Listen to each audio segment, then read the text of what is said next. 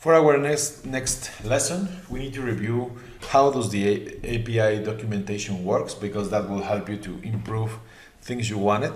So we have just reviewed that if we select an element and we go for the add-ins table, we can use the lookup to check current selection.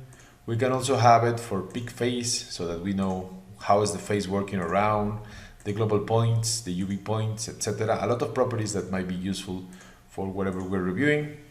Linked element active view, it's showing us what's happening on the active view. And within that definition, that makes it easier for read the documents from the Revit API. So basically we have the namespace settings so that we know what type of objects we're creating. So we have arc class creating arc elements. We have beams, we have built-in failures. We can use the search term for something we want to create. So for instance, if we want to review, let's say the element class. Each of these one has three components that it's the members. Members are property functions we can run, like can have an analytical model, delete two elements, delete entity, get entity, and a lot of types happening.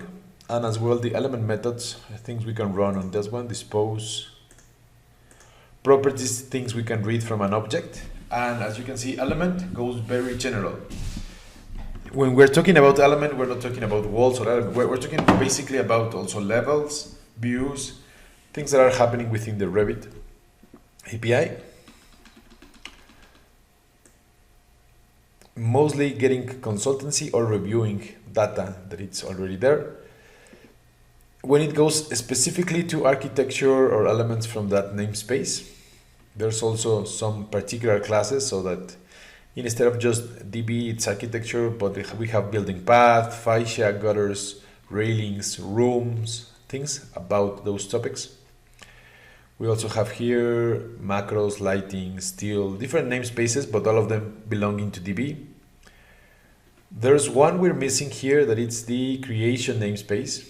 Creation namespace is what we will use to create things. And I wanted to get into this point because we have instruction, then we have analysis, and then we have creation. So we're going to be picking next some creation elements so that with that one we can know what we are creating and how we're modifying things or building upon the parameters. So within the creation class, we have a document class. The document class is the one that is going to create things on the document. And with this one, we can create mostly things like new area, new curtain system, new dimension, new elbow fitting. So the most common one is new family instance, since family instance is mostly everything you can upload as an element, as an object. We also have important as family instance, there's another one, it's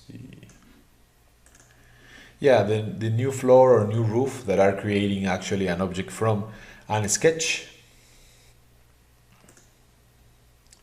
And we can see from here that if we want to create a new column, we have three methods that are the basic ones.